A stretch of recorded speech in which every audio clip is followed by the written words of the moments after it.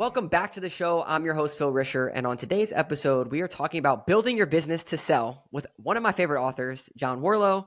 I actually got introduced to John because I used to be the guy that was selling my time as a consultant, and I was making all the mistakes that he says, don't do this.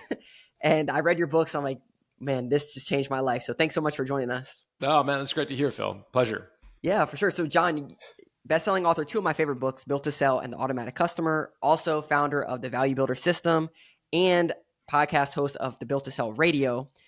Can you take us back to how you even learned about this stuff? I think you had a market research company and it was a couple $1 million and you found out it wasn't worth much or something. Yeah. It was probably 2004. So this is going back 20 years ago now, but I used to own a market intelligence firm. And we had about $6 million in revenue, $1.5 million in profit, and we had great clients. I mean, we were working with Bank of America, American Express, Apple. I mean, it was like a who's who of the Fortune 500 were clients. So I thought this thing was worth a mint. And I went to see a guy named Perry Miele, not Phil. I'll try to get that right. Perry is an M&A guy in Toronto. So his business is selling companies. And I kind of went to him and I'm like, hey, what do you think it's worth? And I was kind of rubbing my hands together thinking this thing's going to be, lots of zeros on the end of this check. And he said, it kind of depends on the answer to a couple of questions, John. I said, shoot. And he's like, all right, well, like who does the research? And I'm like, well, I'm involved in that, right? Because it's big companies like Apple, American Express, I've got to be involved. And he's like, all right, well, who does the selling? Yeah. And I'm like, well, I'm involved in that too. And he's like, well, like I can't, there's nothing to sell here. You got a job. You don't have a business. Yeah. And that was, I left that room feeling about an inch tall and like I'd been, sucker punched in the face. It was a difficult time. And so over the next few years, I transformed that business. I had a coach. So I believe in what you do, Phil. I had an advisor, a coach, and together we worked on that business. I got out of doing the selling. I got out of doing the research. I put in a subscription model. So we had recurring revenue. Ultimately, the company was acquired by a New York Stock Exchange listed business. So it had a happy ending. Yeah. But that's when I kind of light bulb sort of went on for me as to like, there's a difference between revenue and profitability and value. And so now that's really kind of all I think about is like what drives the value of a business, not how do you reach the next top line revenue milestone, which is, I think, sometimes something we often kind of chase as entrepreneurs. Yeah, I think a lot of people get stuck. We had Mike McCallowicks on here, Profit First, and it's like, driving profit. And so to your point, you're doing 5 million and you're doing 1.5 bottom line and you're making a great living.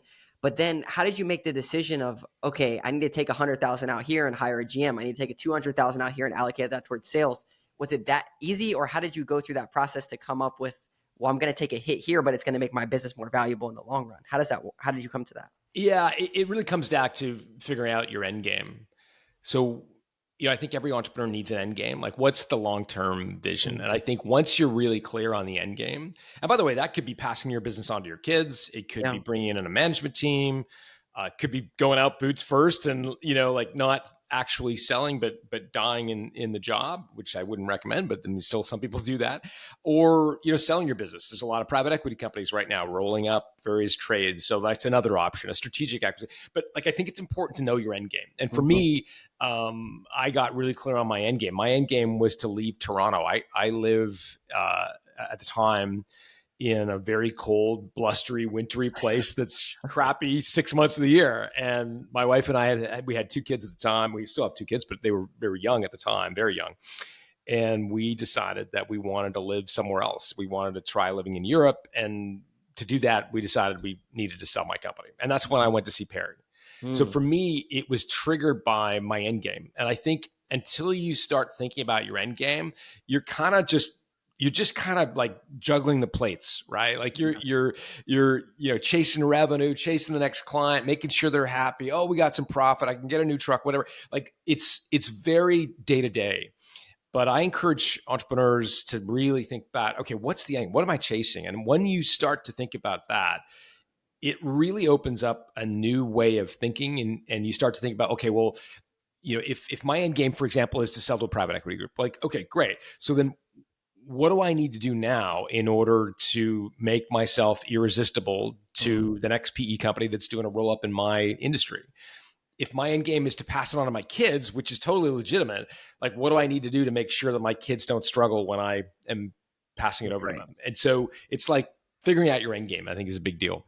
Yeah, I think figuring out your end game, and through that process, you uncovered 8 drivers of making your business sellable. One of them in particular, I think a lot of the companies that are in our audience, home services, contractors, HVAC, the hub and spoke model, that the spinning of the plates, you're the hero, you're the centerpiece. Can you talk through that process and how you solve that? Well, what is it, and then how do you solve it? Yeah, yeah. Well, the term hub and spoke actually comes from a trades guy who I actually interviewed. This goes back a long time ago. This is in my research company. I was doing a focus group with him, and he was on the old Nextel. You remember Nextel Yeah. walkie-talkie cell phones, right? Like you push to talk. This goes back a long time. Some of your listeners will be like, "What is this guy talking about? Is he like using a typewriter?"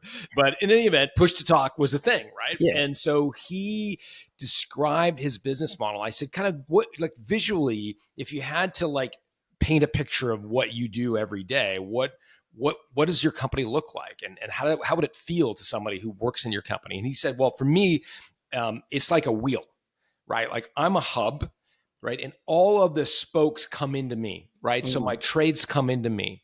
My suppliers come into me, my customers come into me. So I'm in total control all the time. And he was holding up his walkie-talkie phone and saying, and this is my, lifeblood, right? So when anyone on the wheel needs to get me, they just push to talk. Mm.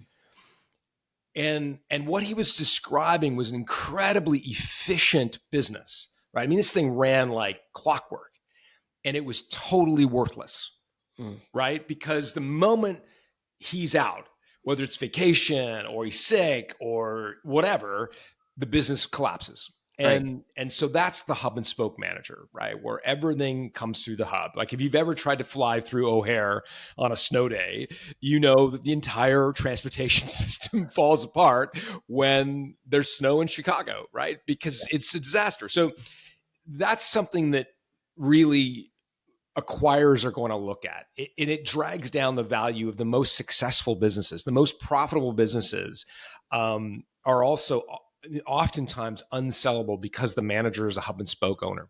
That's right. And even if you don't want to sell your business, it's going to pull you back from growth opportunity. To your point, is that okay, maybe you don't want to sell or you want to sell in 50 years, but if you want to really scale your business, you can't be the linchpin. There's very few $20 million businesses, $5 million, $10 million businesses that they're the go-to person on the next step getting the calls. Yeah, I mean, in a home service, like it caps out at a million or two. Hub and spoke managers will cap out at a million or two in revenue, right? Like they can be incredibly profitable $1 million companies, right? Yes. And totally worthless. And that might be fine. Like if the end game is I'm going to scrape all the cash out of this thing, I'm going to run it at $1 million in revenue, 6 employees, and I'm just going to scrape out 300 grand a year in personal income, and I'm going to do that until I die. Okay, great. We know your end game. That's good. Ignore the rest of this conversation, right? Right. But if the goal is I want to build something that I can one day step away from, I can have quality vacations, I can leave something to my kids if that's what you're into. I can one day sell. It totally takes a different approach to building it, and it really is like, I don't want to be hyperbolic, but it's kind of night and day. Like the things that you were taught to make your business profitable, you personally being the rainmaker for your company, you personally overseeing the jobs, you personally making sure clients are satisfied, right? Is all the things you're taught, and they're all wrong, Yeah. right? Like if the goal is to, again, transfer the business, you need other people doing all those things. You need someone else doing the selling. You need someone else on the job site supervising that the quality is good. You need someone else making sure the customer's happy. And all these things need to be done by other people. And again, it's such a big head scratcher for guys who grew up in the trades who are really good at dealing with customers and being the rainmaker and being on site and with the trades. Like all that's great if you want to build a really profitable job. It's like you have to have a lobotomy if you want to build a company that's worth something to anybody else to buy it. Yeah.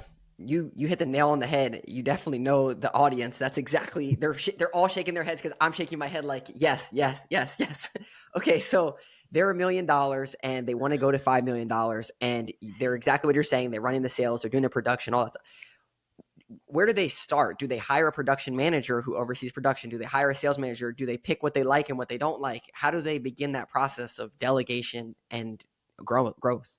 Yeah, they do an exercise called TVR, teachable, valuable, repeatable. So I want you to do is grab a whiteboard, piece of paper, 8.5, 11 sheet of paper, and write down all the services that you offer. So if you're an HVAC guy, you install HVAC systems in homes, you install HVAC systems in commercial buildings. You do, I don't know much about HVAC, but you Yeah, yeah. change filters and you do air quality, audits, and you do all kinds of stuff, right? You write it all down.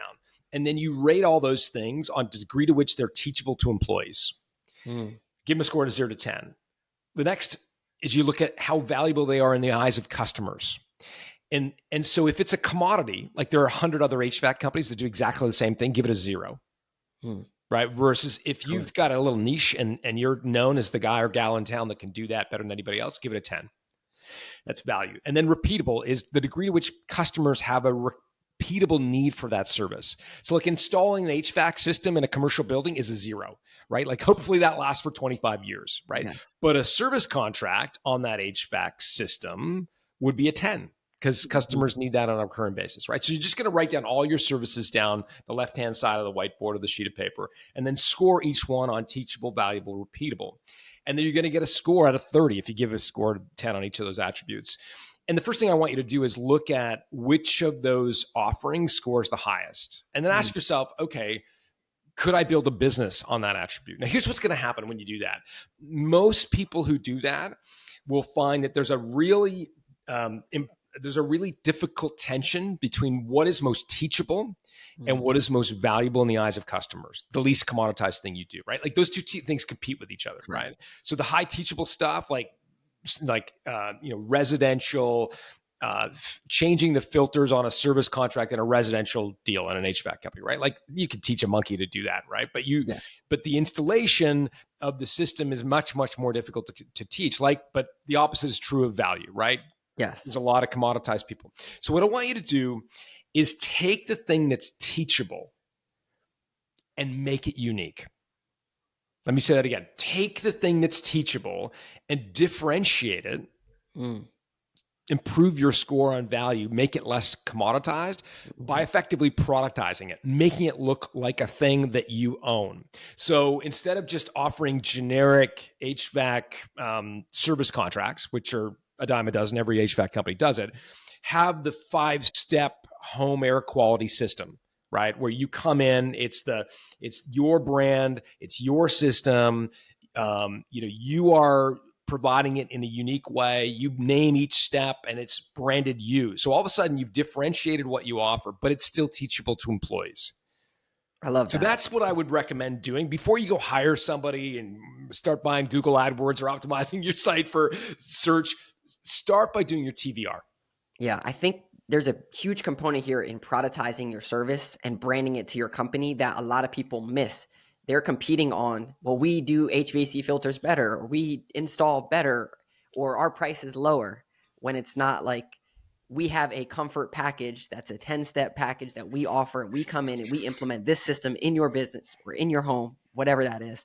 And I think so when they do that, then they have a repeatable process that then they can take that and productize it and build SOPs or those types of things, and then train other people on that exact process. Is that kind of the thought process? That's exactly right. And then once you've got the team executing what it is that you offer, two things happen. One, you can start delegating the responsibility of the actual doing and the overseeing of the doers. The people are on site, in the trucks. You can also hire other people to sell it. Because here's the thing, the reason you're probably a great rainmaker for your home service company is because of your depth of knowledge in the industry, right? Like people look at the whites of your eyes and know that you understand, right? Like you've seen it all, right? And they can just look at the wrinkles around your eyes to know that you've done everything there is to do around a home. And if you're a roofer, you know how roofs, flat roofs, whatever. If you're HVAC, you know it all, right? They can see that. Right. And so you don't have to be the world's greatest salesperson to win clients because they want their home in the hands of someone who's been around the block. Right. Yep. So by definition, you have a default advantage over your employees on selling because you've got the wrinkles around the eyes to prove that you know what you're talking about, right? But Yep. you hire some 25-year-old and go, okay, go in there and sell, Johnny. He's going to fall flat on his face unless you productize your service, because they're going to look at him and say he knows nothing about roofing or HVAC or plumbing or whatever it is you offer, right? That's right. What Johnny needs is a productized service. You need to give him or her a brochure that says, this is the 5-step process we follow. Here are the happy customers who have gone through this 5-step process. Here's our guarantee around what happens if the 5-step process for some reason doesn't work in your case. You're productizing that. That allows Johnny or Janie or whoever you hire to sales to sell your thing, as opposed to some generic service that only you and you alone can really do with legitimacy, credibility. That makes complete sense. And once you get that nailed down about what you sell that's productized, then you can go into your actual production side of things and say, okay, these are the actual things that we're selling. So now let's build out this production. Because my question was about, where do you start with hiring people so that you're not the hub and spoke? And you're saying, well, first you got to kind of know what you do and make sure that it's pretty tight, because you can't really hire people and train them if you don't even know what you do and if it's all in your brain. Yeah, like most entrepreneurs, I think are pretty similar to the place I was, which is like they're involved in the doing of the service, providing of the service, and they're involved in the selling of the service, right? And the question is like, which do you delegate first? Yes. I would delegate the doing of the service first. So the first step is to like get yourself out of being the one that is on site at the client's place of business, right? That's the place to start, I believe. And then you can start working on getting out of the selling of the product or service. But I think it starts with like what it is that you're offering. And I think we're our own worst enemies here. Like, we infantilize, or we sort of romanticize revenue and growth and the Inc. 5000 got ahead, and then we kind of show up at the cocktail party and we boast about how many people we employ, or, how much we've grown, or how we've started these new locations. It's all bullshit. It's all focused on sort of like revenue goals. And as I've described, I found out the hard way that all that stuff is useless if the business can't do something without you. And so I'm a big believer in this kind of notion of like, of thinking of yourself as the parent of your company and not the CEO of your company. Most of us are thinking we're the CEO. We got to chase top line revenue. We got to get bottom line profit. And while those things are important, I don't want to diminish them. I think there's a different way you think about your business if you think about yourself as the parent, right? Because a lot of your listeners are parents, right? Right. And if we're honest with us, sure, some of them want them to be the like starting quarterback for Notre Dame or Alabama or what. Like some of us have these grandiose visions of what our kids will do in their lives, but most of us, however, really just want our kids to grow up as like functioning, happy, contributing citizens in society, right? Like that's really what we want, and to be happy, and whether they're the quarterback or the cheerleader, like that's kind of irrelevant. If you take the same attitude of really trying to support your company to thrive without you, just as you would as a parent, as your teenager goes off into the world, you're really trying to support them to thrive without you. I think it just takes a totally different turn as to how you think about your business. Instead of taking that sales call, you may do the ride along and you have somebody else do it. And you're like, hey, after the fact, you resist the temptation to step in. And after you think, how'd that go? And you do a little coaching conversation about like, well, maybe next time the client says this, you could say that. Right. But most of us, because we are sort of the dopamine rush of making that sale and like thrilling that client and having that satisfaction, like we're just lazy. And ultimately those things feel good in the time. It's like eating candy. It feels great. That client slaps you on the back and says, man, that was a great job. Thank you for saving my bacon, whatever. It feels good at the time, but it's just empty calories. It doesn't actually do anything for the value of your company. You're absolutely right. And it's funny. It's so funny you say this, because about 2 years ago, I was in that position with my business where I'm like, all right, guys, we're going to sink or swim here. Like, I'm a parent. I'm letting you fly. Like, you're either going to fly or not. And we're going to figure it out, because like, you got to go and be great. Like, I think of like the bird, like the mama bird, like throwing the baby chickens out of the coop or out of the nest. And like, some of them are going to fly, others aren't. But like, we got to find out if you guys can fly. Exactly. And it's like the parenting and the businesses, a lot of people are so scared that their business is going to fail without them, that they don't even take the risk to say, well, let's just see how this goes. And like, I'll be here to pick up the pieces and hopefully put things back together, but I need you to go out and do your thing. Yeah, you could always go back to like getting in the truck and selling customers. Like you could always do that. That's Exactly. always available, right? You will always be able to build that business back up again because you're who you are and you know your industry and clients love and all that stuff. So you always have that as a backup plan, right? Exactly. It's just a backup plan. It's a consolation prize. It's not, I think, what really makes a business uh, valuable, something that someone would want to buy one day. Yeah, I completely agree. Okay, so someone they nail down, hey, this is our productized service. This is what we're going to do. They kind of get some pieces in place.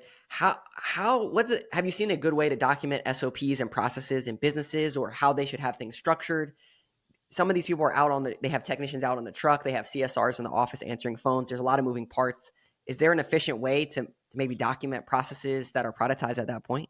Yeah, it's funny. When I had that fateful meeting with Perry back in 2004, or whenever it was, I mentioned I hired Perry as an advisor, and I also hired a coach. Coach's name is Dan Sullivan, and I had Dan as my coach, and he asked me to do something called a Kolbe score. Kolbe is Kolbe. Kathy Kolbe is her name, and it gives you a score on these 4 attributes. And Dan does group coaching. So I was with this group of 60 other entrepreneurs, and we'd all gotten our Kolbe score.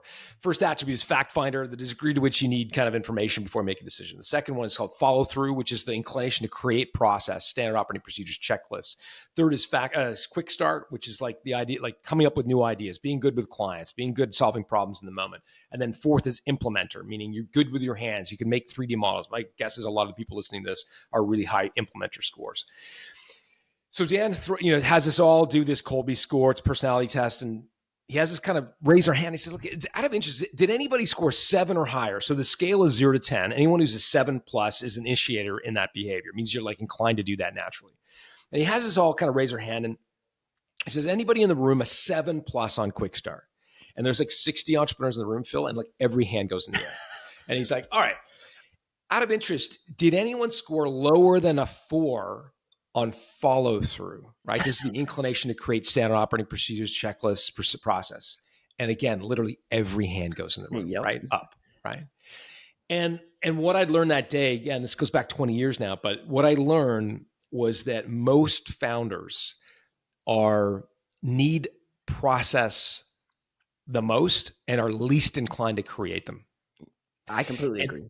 and it's why, like you can tell an entrepreneur till they're blue in the face, you need standard operating procedures, and it will roll off their back. They will roll their eyes and it will just not land or register, because for them, it's like, it's totally anti to what they're about as people, right? They're about solving problems in the moment, dealing with client problems, coming up with and the idea of like sitting down and methodically developing standard operating procedures. Here's how we answer the phone. Here's the 6-step process for opening the store. Here's how to, log your timesheet. I mean, it's just brutal stuff that no entrepreneur wants to do. So I think we're kind of flying with some heavy headwinds to get entrepreneurs to create standard operating procedures. So I think it's a challenge. One of the reasons, I mean, it's kind of I don't mean to talk my own book, but we developed this thing called VidGuide, which is standard operating procedures with a twist. It's a video-based tool to create standard operating procedures. So think of it like Loom, with built from the ground up for creating and sharing standard operating procedures. So it's a new tool that we developed, and it's something that's kind of resonating with a lot of folks. So that's why we created it, because there's lots of standard operating procedure software out there, and it's unfortunately undersubscribed because, unfortunately, we're just not inclined to do that. Yeah, that's right. I'm actually in Dan Sullivan's coaching program for strategic coach, so I know. Oh, okay, great. Yeah, Well, so you've yeah, had, what's your Colby? yeah. I'm Colby, so I get it. It's what were we gonna ask? What's your Colby? I'm 6'6", 6'3". So Wow, sign of implementers. the devil, 6'6", 6'3". That's an unusual Colby. That is an unusual one. I am actually very good at follow up and very good at documenting my processes. And I'm a Fantastic. little hesitant on implementing things. I'm naturally more reserved about taking action on things. So, Interesting. yeah, it's very strange. But a lot of the companies that we work with, to your point, it's that flow. And we do the marketing consulting for them because they can't stick to a process of marketing. They see Instagram, they see TikTok, and I need to send out this email blast. And it's not Shiny ball, right? yeah, it's not a process every month of doing the same thing that's going to produce a predictable outcome. Right. And so they're chasing all over. So I completely agree with you. And I think that is the hard part. So does someone hire someone to build the processes for them, or do they build that into their into their workflow for the technicians or people to, like, this is how do they document the process? How do they go about that? Because if they don't like doing it, do they hire someone to do it, or what? Yeah, I mean, with VidGuide, you just record your computer screen when you're doing a Okay. process, or record your camera. So that's super easy. But more broadly, I think every company would benefit from having a 2IC, a second in command, a general Mm, manager, who is the person who kind of runs the show day to day.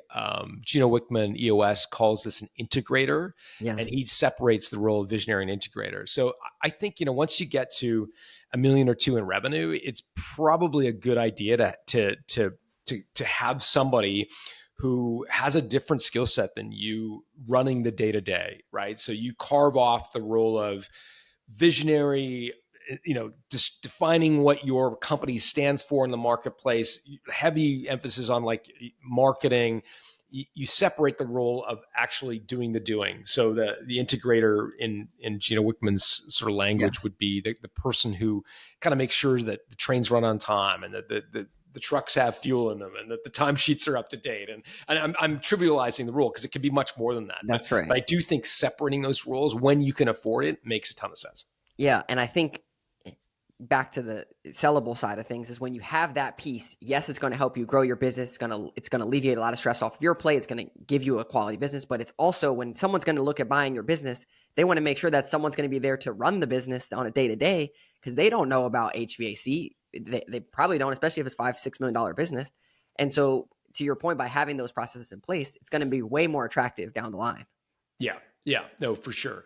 Again, like if you're hoping to build to sell one day, you know, you have to think about the acquirer. For most entrepreneurs, when I ask them, like, what's the sporting event that entrepreneurship most, like, if you would have an analogy for it, like, what would you say is the most apropos analogy?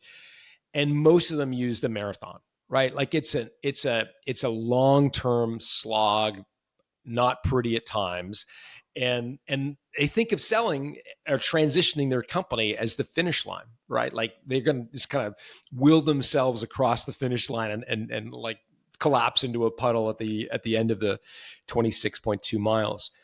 You have to remember that for an acquirer, it's their starting line, Yeah. right? Like so they need to know, if you've got this business to 2 million in revenue, that's an incredible accomplishment, right? Like less than 4% of companies ever achieve that, right? So pat yourself on the back and know that for your company to have value, the buyer needs to understand, okay, you got it to 2, but how am I going to get it to 20? Mm. Right? So everything that you can do to say, we built the guts, the infrastructure, the foundation to go from 2 to 20, including a second in command, a general manager who's had experience doing that, is going to make your company really attractive to an acquirer. Because for them, think of, they're starting the marathon. You're finishing it, which is admirable, but they're starting it. So they want to know kind of how do they get their race finished. Yeah. I think putting yourself in the other person's shoes is extremely important. A lot of times we talk to business owners and they're like, I'm tired, I'm worn out. I'm the hub of all this stuff. I just want a break. And then they're like, but I want to sell my business for multi-million dollars. Like, who's going to buy that business that you just Yeah. told me is you? Who's going to buy that job? And so I think, to your point, you got to get out of the job and actually build a business. Yeah, that's the most difficult component of it. But again, I think to go back, it starts with this TVR. That's where I would start everything. All Yeah, roads fall from there. And once you're getting more precise about what it is that you can do that other people can be taught, that's when you start to free up the time to start investing some of the strategy work, some of the sales and marketing that exactly. you do. But it does come back to starting with TVR. Yeah. Okay. So switching gears a little bit, and you talk with people that sell their business for hundreds of millions of dollars on your podcast, and you've seen the gamut. So I remember I was sitting in an office. I had gone through a couple of due diligence and private equity deals with some of my clients. And so one of my other clients is $1.5 million cabinet maker, that type of business. And he's like, hey, so you just went through this. I'm doing 1.5 million and my business got to be worth like $5 or $6 million because I'm doing 1.5 and like 2 or 3 times that. And I'm like, okay, well, you pay yourself $100,000 and you have $50,000 in profit left over. So where did you figure out that you're worth $5 million in this whole equation? And he's like, well, isn't it a multiple? So can you kind of talk through what that looks like for different size businesses? I think 1 to 2 is a certain threshold of something, and 2 to 10 or 2 to 20 is kind of different. Can you talk through that? Yeah, sure. So home services businesses are generally bought and sold on a multiple of profit. And profit is described in different ways depending on the size of your business. If your business is more than a few $1,000,000 in revenue, so $3 or $4 million in revenue, it's more likely that your profit would be expressed as what's called EBITDA, right? Earnings before interest, taxes, depreciation, amortization. If your business is smaller, a million in revenue, for example, it's more likely to be something called SDE, seller's discretionary earnings. Both are just similar in that they try to summarize the profitability of the company for the acquirer. And so again, depending on what size of business you have, you're going to want to think about it. And it's a very slight difference in terms of the calculation. I wouldn't get too hung up on it, but it's a multiple of profit, not a multiple of revenue. Companies that trade at a multiple of revenue are SaaS companies, software as a service companies, but home services businesses will typically trade at a multiple of EBITDA. Okay. So that's the first thing to know. So your cabinet maker who's making 150 grand between his salary and his profit, that would be what is referred to as SDE in its simplest terms. It's going to be a fairly modest multiple of that 150 grand, right? Yeah. The second thing to think about is larger companies get better multiples, right? So while that business that's generating $150,000 in SDE might trade at 2 or 3 times SDE. The business that gets to $10 million in revenue and $2 million of EBITDA might trade at a much better multiple. It could be 5, 6, 7, 8 times EBITDA, depending on a lot of factors, including recurring revenue and so forth. So another kind of major adage is that bigger businesses will attract higher multiples. The other big thing to remember in home service is that service contracts will have a huge impact on the value of your company. So if you're a one and done guy, to go back to my HVAC guy, if all you do is install HVAC systems and they last for 25 years and you're always chasing the next deal, that business is going to be very low valuation.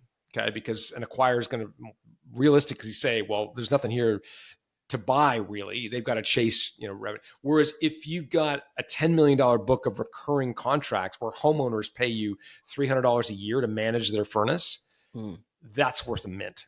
Yes. Right? Because you've got recurring revenue. And so I've forgotten your question now, Phil. I've gotten on a total tangent, but effectively that's some things to think about as it relates to valuation. Yeah. So companies that are going to be higher revenue, that are going to sell for higher amounts, are typically have automatic customers, and they've gone through those different phases of like, okay, I was just selling this one-off thing, and then now I actually have repeatable customers coming in. And so can you, I think kind of tying this together, that worksheet that you had us go through, that would produce your productized service, and you could tie that into building that into some type of an automatic customer or a contract or something like that, where you get this specific thing, but then you also get this program with us. I think for a lot of HVAC is pretty easy. You sell service contracts, but for a lot of people, lawn care maintenance is the easy one. But like electrical contractors, it might be a little bit harder to come up with a program, or carpet cleaning company or moving company. Like, what does that program look like? And I think you have some unique examples that you've talked about before, but can you maybe share a couple ideas for those different industries? Yeah, I mean, I think that you're right. Home services businesses, the most likely is going to be some sort of service contract, right? So you may say, well, that's easy if you've got lawns that need to be cut every week. It's different in electrical contracts, et cetera. Remember that a lot of service contracts are preempting the problem. So that's one word I would sort of kind of think about, have a scotch with tonight, and say, what is it that I preempt? What is the problem I preempt? So for example, got guy named Jim Vagonis runs a company called Hassle Free Homes. He manages residential homes, right? And part of what he offers his company on a service contract, and part of what he offers is preemptive management. So instead of installing the roof when it leaks, he goes and inspects the roof once a quarter, makes Right. sure that the tiles are all in place. And if there's a tile that's out of place or needs to be replaced, he replaces it. So it's preempting the 5-6 figure disaster from That's right. happening in return for a couple $100. So I would just think about, what is the disaster scenario that I preempt by showing up in advance? Yeah. That's the frame of reference I would be thinking about. Yeah, we had a unique situation, a moving company, and they're like, "Hey, how do we, get these automatic customers?" And one unique strategy that they came up with, and we helped them implement this, is they work a lot with realtors. And so it was like, well, what if we could partner with realtors and come up with a program for them where we did the staging for all their customers, we did the moving for all their customers, we did the storage for all their customers, and they paid to be a preferred provider, that we're their preferred provider, and we give them discounts for all these different services. And it's thinking outside of the box of not just, I got to go chase another move. It's thinking about, well, who are your partners and how can you use them to build these automatic customers? Yeah, yeah, I think that's a great example. Oftentimes, you discover your automatic customer model by looking at the people you sell to, and whether they have a recurring. So home builders, for example, it's like the worst business when it comes to recurring revenue, unless you think of your customers, not the end homeowner, but the developer who may need the same home 26 different times in 27 different tracts of land. You can think about who is buying my service or who's influencing my service, and you may find that that's where you discover your recurring revenue model, as opposed to, is it the end consumer or is it actually some sort of channel partner that is kind of have as a recurring need for what it is that you sell? Yeah, I completely agree. Okay, so wrapping up here, the last thing I wanted to ask you about was kind of the changing market. I know with COVID, PE was going crazy. People were buying companies like left and right. Now the interest rates are higher. Maybe people have pulled back a little bit on the multiples that they're willing to put up. What do you see coming down the pike for home service type businesses? Is it going to be, are people still buying companies, rolling them up, or is there a threshold that people should be shooting for? I know it's not as crazy as it was before, but what are you seeing coming up? Yeah, I mean, I think a lot of businesses have been picked over. Like a lot of like the private equity playbook has been played. There Yeah. are a lot of companies that have been rolled up by private equity groups, and when it's done right, is an incredibly profitable model, right? So that the private equity company raises a bunch of money from institutional investors, and they get war chest of, let's say, $100 million. They go out and buy businesses for, let's say, 5 times EBITDA. So they buy a $1 million EBITDA company for 5 times, right? But they don't buy it they don't actually spend the 5 million. They buy 60% of it, right? So they'll write a check for $3 million, and they'll ask the owner to roll 2 million of their value and reinvest with them. So they're really only out 3 million. Now, the 3 million is usually partially borrowed, right? And so they're borrowing some of that money. So maybe they've only put in $1 million or 2 of cash into that deal. Then they try to improve your company because they've got scale, right? So that instead of buying 1 truck, they're buying 100 trucks, so they get better pricing. They're usually going to tack you on to other businesses just like yours. And when they go to sell, as we talked about earlier, the bigger companies attract bigger multiples, right? So instead of being a 5x EBITDA company, you may go and trade it like a portfolio of 200 companies like that for 10x, and so they're getting that accretion in value just by the fact that they're larger. So it's a very, very profitable model, and it's why private equity groups and private partners can become very wealthy. However, it has been played out in a lot of industries, and so to your point, I don't know that all of the music has totally stopped in the game of musical chairs, but I do think it's getting a little long in the tooth in some industries, right? Some of the ones that have been well publicized. HVAC, as an example, is a well publicized one. So I don't know that you've missed the boat, but I do think it's getting a little more competitive. Valuations, as a result, certainly went up, in the 21, 22 during the kind of ZERP, where the low interest or zero interest time frame.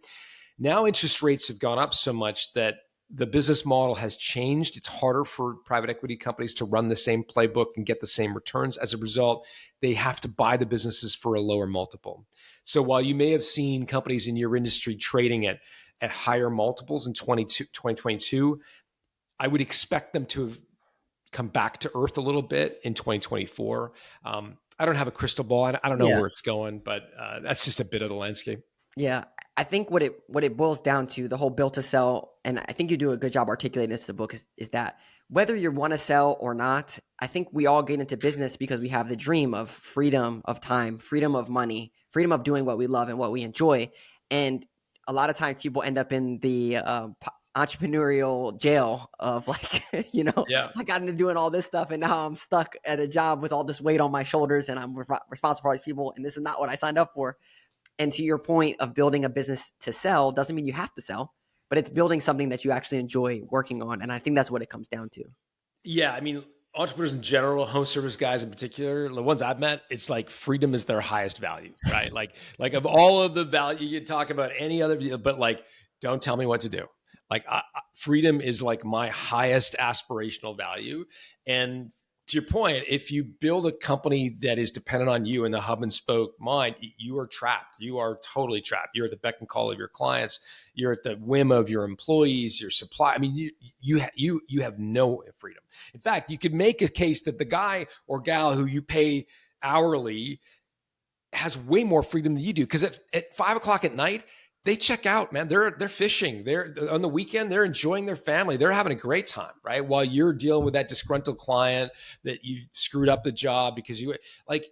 That's not freedom. That's jail. And so, you know, I could make a case that the hourly worker has way more freedom than the average entrepreneur, but I don't think it has to be that way. I think if you apply some of the stuff we talked about today, I think you could create the ultimate freedom, which is basically having options, right? Knowing that you've got a business that's going to run without you, and you can cherry pick the stuff you want to get involved in, knowing that you've got a 2IC in place. It's just kind of like a running thing. Ships are moving, the trains are getting there on time. Equally, you could sell 60% of it, roll some equity, put some money in your jeans, and like ride along with the private equity group for a while. You could bring in your kids because the business can thrive without you. You're not going to give them an albatross. Like you've got all the options if you built it so that it doesn't depend on you. And so that's, I think, the highest aspiration we should all have is building something that doesn't depend on us, and that gives us options and freedom. Yeah. Built for freedom. It could be another way to even look at it. You should write that, Phil. Yeah. Sequel. All right. Well, John, thanks so much. You've given so much value today. Where should people get in contact with you? What should they do if they're interested in learning those 8 principles and they're trying to, do this thing? They don't really know what to do. Yeah, all roads lead to builttosell.com. Builttosell.com. There's an ebook there on the drivers. You can sign up for Built to Sell News, which is our weekly email. There's also a podcast that we do where we interview founders, a lot of home service guys about their exits. So it's all at builttosell.com. Awesome. Well, thanks so much, John. I really appreciate your time and I appreciate you hopping on here with us. Thanks, Phil.